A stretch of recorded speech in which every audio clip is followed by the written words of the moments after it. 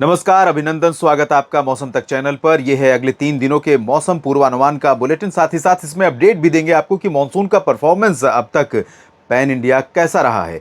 3 दिनों की बात करने से पहले देख लेते हैं बारिश के आंकड़े। दोस्तों, 1 जून से लेकर 15 जुलाई तक के जो आंकड़े अवेलेबल हैं बारिश के, उसके अनुसार पूरे भारत में अब बारिश सामान्य के स्तर पर पहुंच गई है। 0% का अंतर है, यानी कि जितनी होनी थी उतनी ही वर्षा रिकॉर्ड की गई है। पैन इंडिया की सिचुएशन ये है, और ये 2% ऊपर पहुंच गया था, लेकिन पिछले 2-3 दिनों में बारिश में कमी रही है। जितनी हर दिन होती है उससे कम हुई है, इसलिए ये आंकड़ा घटता जा रहा है पर सरप्लस का।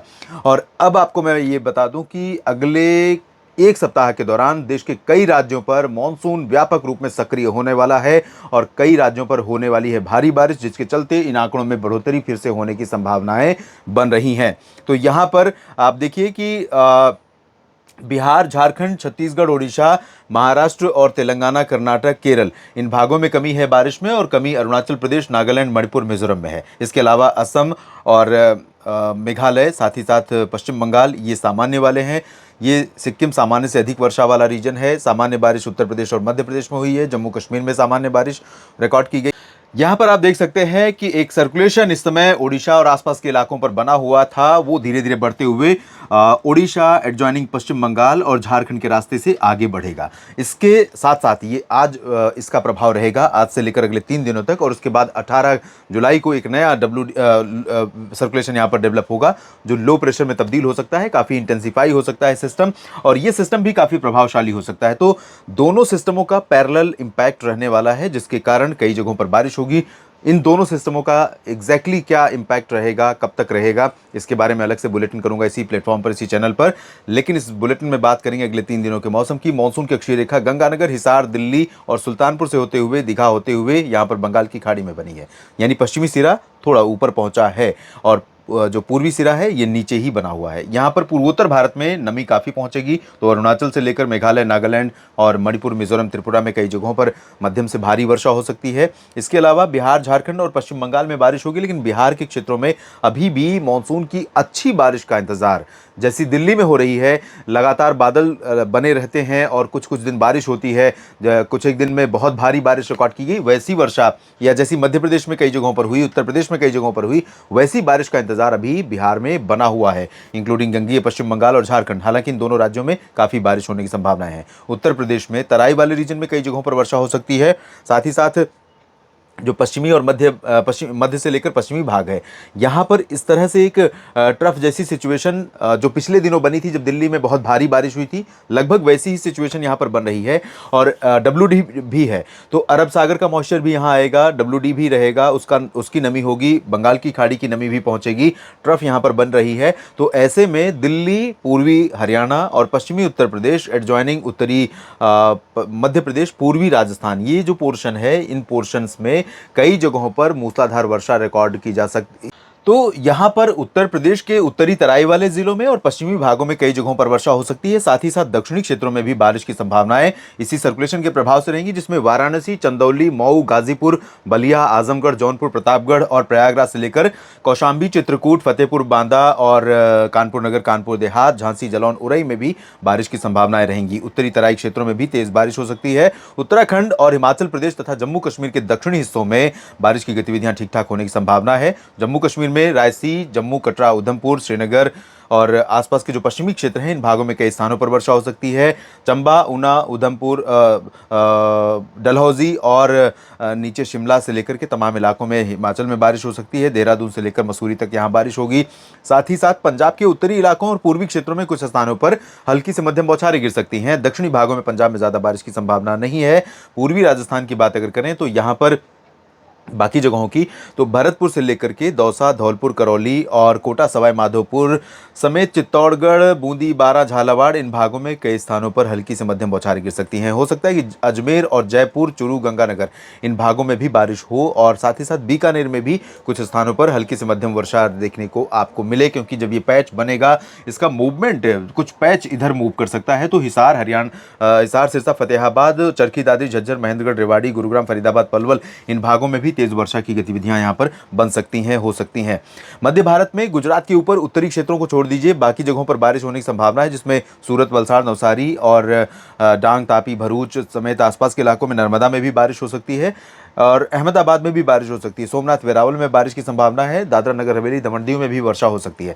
मध्य प्रदेश में पश्चिमी हिस्सों में थोड़ा सा बारिश का प्रभाव कम हो रहा है, लेकिन पूर्वी क्षेत्रों में बढ़ेगा। पूर्वी क्षेत्रों में कई जगहों पर वर्षा हो सकती है। छत्तीसगढ़, ओडिशा में अधिकांश इलाकों पर बादल रहेंगे, कहीं कहीं पर हल्की तो कुछ स्थानों पर मध्यम बौछारें गिर सकती हैं।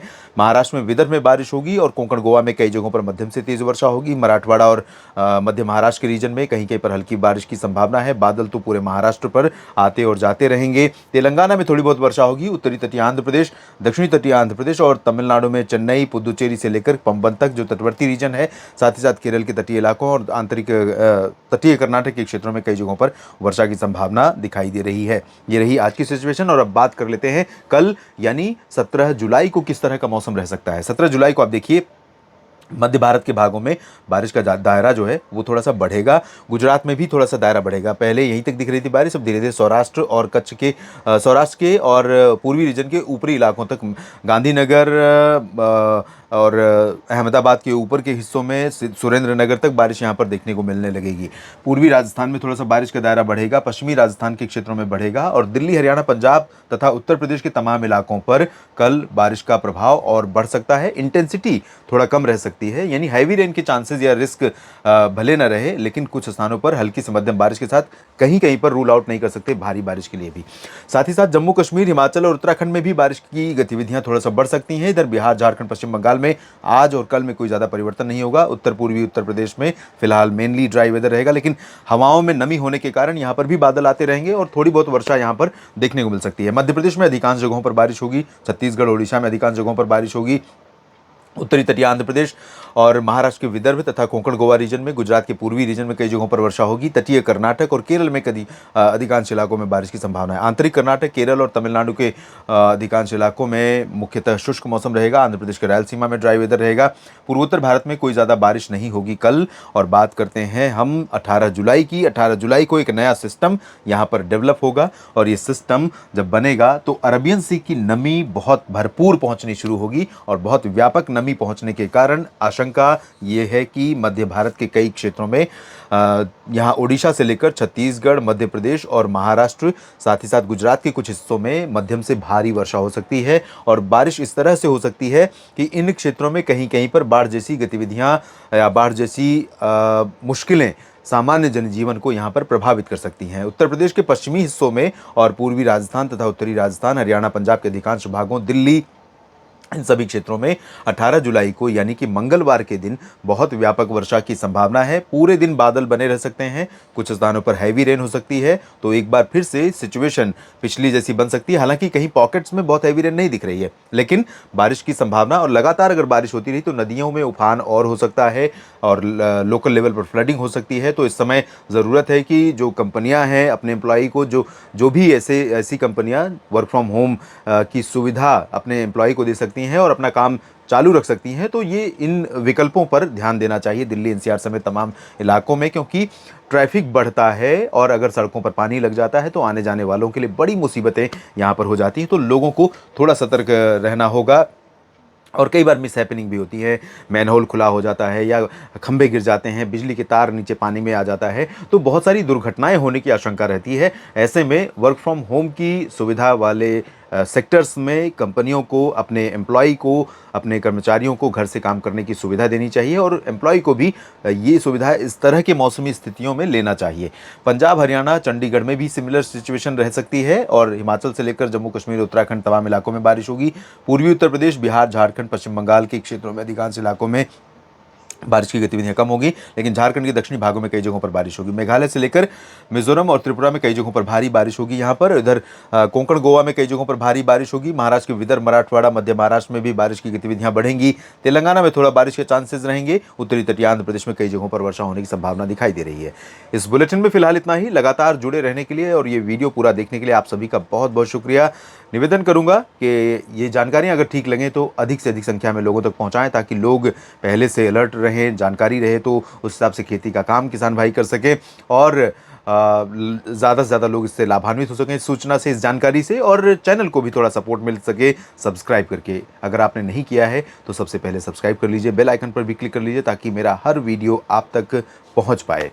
ये वीडियो पूरा देखने के लिए एक बार फिर से आपका शुक्रिया। धन्यवाद।